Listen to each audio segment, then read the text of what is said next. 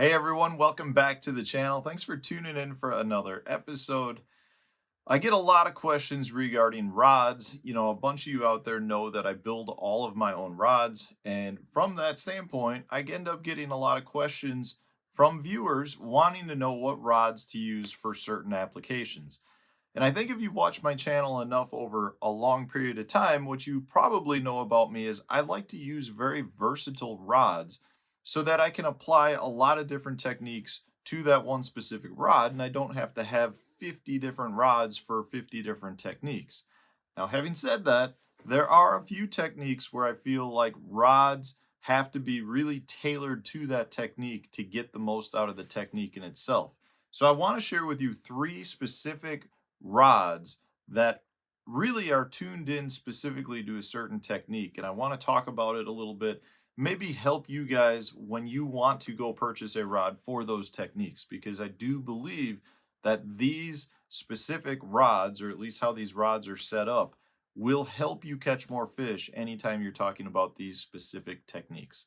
So let's dive right into that. The first one I want to talk about is one of the most popular techniques today, and that is a vibrating jig. So a vibrating jig is a very, very user intensive bait. You will get a lot more bites out of a vibrating jig if the angler implores a lot more action into that bait. Meaning, if you just cast it out and straight retrieve it, you may get a few bites. But if you really work that bait, you add a bunch of twitches, add a bunch of movement, rip it out of grass, bang it off of wood, those are things that are going to generate more strikes. And because of that, your rod becomes a lot more critical because you need a lot of different things from your rod to get the bait to work right. In my opinion, and I would say a lot of the top vibrating jig fishermen opinions out there, you want a longer rod. So the rod specifically that I use, now remember I build these. These are all on MHX planks. This is a CB 907. So what that means is it's a 7.5 foot 7 power, but it's a blended rod. So it's not just a straight graphite rod. And what that does is it gives me more of a moderate action. So I get a lot more of the bend in the rod in the midsection, but I still have enough backbone to drive the hook home. And the reason you want to do that is because when you are imparting so much action, you're ripping it out of grass, you're putting a lot of movement, what that ends up doing is getting your bait to dart side to side quite a bit. But what that leads to is a lot of fish that end up having a hard time getting the bait. And if you have a soft tip, like you'd have in a blended rod like this, that allows the fish a better chance at engulfing the bait, getting the hook into its mouth. If you have a fast or an extra fast straight graphite rod, a lot of times what's going to happen is you're actually pulling that bait further and faster away from the fish than you think. And you end up having a lot of fish that are skin hooked, or you miss a lot of bites. I highly recommend going with a rod that's got a more moderate speed to it. You get a lot more bend in the midsection of the rod, but still has enough backbone to set the hook. Now remember, vibrating jigs for the most part are all exposed open hooks. So you really don't need to hammer them that hard to get the hook home. A lot of times you just got to apply pressure. So I like a 7.5 foot rod for a couple of reasons. One, it allows me to make really long casts, and if I'm fishing a big grass bed, that 7.5 foot rod really comes in handy. Two, a lot of times because you are ripping that bait out of grass, when the fish hit it, they hit it and they keep coming at you. And when that happens, you want to be able to pick that line up fast when you set the hook. The longer the rod means you pick up more line on the hook set. You generally get better hook sets because of it.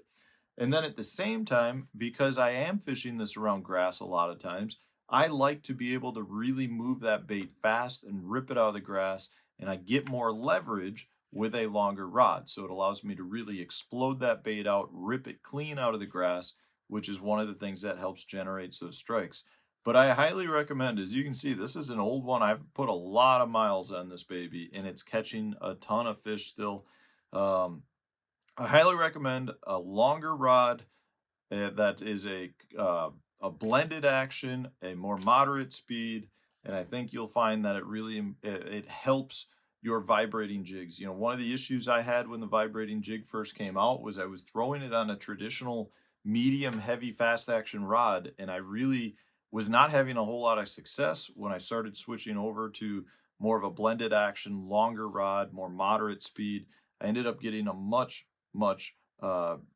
better action out of the bait, which generated a lot more bites. I mean, if you go back and you look at some of the best vibrating jig fishermen out there, like Brett Height, this is a critical thing to the success. At least they will say the same thing. So I highly recommend, if you like throwing vibrating jigs, to have a specialized rod designated to a vibrating jig. Now, another technique that I feel strongly about having a specific rod, and this is one that I have not actually put to use yet. I built this over the winter, is a dedicated frog rod. Now, a lot of frog rods on the market today, I kind of disagree with. They're a little bit longer. They're a little bit, just generally tend to be a long, super heavy rod. Now, I do like the super heavy part, but I don't want a soft tip at all. And I want a shorter rod. So the rod that I actually use is the FP885 MHX rod. Now, if you are familiar with that, you go, well, the 885 is a 7'4". That's a little bit longer rod. It is, but I cut about 6 inches off. I cut a couple off the tip and I cut a couple off the butt. So what that does is it shortens the rod up to about 6'10", which in today's day and age is not a very long rod. And then it really increases the speed of the tip. Now, there's a couple of reasons for that. One, I like a short rod because I don't want to overwork my bait. You know, a lot of times if you're working a frog, you're just kind of twitching it, getting to make motion or commotion on the surface. And if you move it too fast, what ends up happening is you get a lot of missed blowups. So a shorter rod, every time I twitch the rod tip, is moving the bait less distance. A lot of times what people don't recognize is with a longer rod, they still may be twitching the rod, but they're actually moving the bait maybe 4 inches at a time instead of 2 inches. So I find that I get much better hookup with the fish because they're able to get my bait. And at the same time, because I'm moving it less, they're finding it faster. I'm getting better bites. I'm having less missed blowups, basically, is what it comes down to. Now, the fast tip I really like on it because a frog is one of the few baits where you really do have to hit the fish hard for a couple of reasons. One, you've got a hollow belly frog with two giant hooks in it. You got to drive that hook home. So a stiff tip, a broomstick type rod, will really allow you to pull that frog through the fish's mouth and bury those two hooks in the fish. It's one of the biggest reasons why, if you're a frog fisherman, the biggest mistake you can make is having line other than braid. Braid has zero stretch, allows you to get the hook home better than, say, monofilament or fluorocarbon. In fact, I would argue if you went out with monofilament throwing a hollow belly frog, you're going to miss probably 80% of your bites because you can't drive the hooks home. Well, a big part of that is having a stiff rod. If you have a stiff rod, which is why I cut the couple inches off the tip, I actually want to increase the speed of the rod, which then helps me really pull that frog through the fish's mouth and bury the hooks home. Because keep in mind, you're talking about a bait that collapses. So it's almost the opposite of, say, fishing a hard bait or a big Texas rig bullet weight. If you're pitching an 1.5 ounce bullet weight, generally you don't want to set the hook super hard because you're going to blow that fish's mouth open. Well, with a hollow belly frog, the faster you get that frog to come through the fish's lips, the less the mouth will actually blow open because it condenses the frog onto those hooks. So it's a little bit different train of thought, but you want to hit the fish hard. And the other reason you want to hit them hard is because when they eat it, they go right back under a mat or under lily pads or into the thick vegetation, and you want to be able to turn those fish faster. So I generally like I'll say a 6.5 to a 6'10" rod that is a heavy action, an extra fast tip, and I'm really out there just from a broomstick, just trying to hammer the fish home. But I think a lot of times people make a big mistake by going with longer rods when they're frog fishing. The last technique that I want to touch on is one that a lot of you guys will probably turn the video off as soon as I mention this, because you completely disagree with me, but it's jerkbait fishing with a spinning rod. Now, I know most of you out there like to throw your jerk baits on a bait caster. That's fine, but this is going to relate to your bait caster as well. So don't just turn it off because I'm going to talk about jerk baits on a spinning rod, but this portrays to your bait casting rods with jerk baits as well. This is kind of similar along the lines of the frog in that I like a shorter rod. Generally speaking, I like a 6.5 foot rod. The shortest rod I use out of all my techniques is actually with my jerk baits. And a lot of you guys will say, well, why are you doing that? You get less casting distance. Well, I would argue that I actually get the same amount of casting distance, if not a little bit more, because of the rod. Now, it is only a 6.5 foot rod, but I'm using a medium light, moderate action rod. This is the MHX EPS 78 MLF fast. So it's a 6.5 foot medium light fast action rod, but it's such a whipstick that it's much more of a moderate action, is how I would describe it. It still has the sensitivity of a fast, but it's got a lot of midsection bend because it is just a medium light action rod. So if I've got a really light action rod, when I go to cast this with a heavier jerkbait or a standard size jerkbait, which is heavier in terms of something that this rod would generally take, the rod loads up and I really get a good slingshot effect and I can fire that bait out there. So I get great distance out of the jerkbait because it's on spinning gear. So even though I've got a shorter rod, I still am getting the same distance, if not further, than you'd be getting on your bait caster. At the same time, I like to fish it on 6 pound test. So 6 pound test, I'm going to have really good casting distance because of that. And I personally prefer light line on spinning rods versus, say, your BFS bait casters.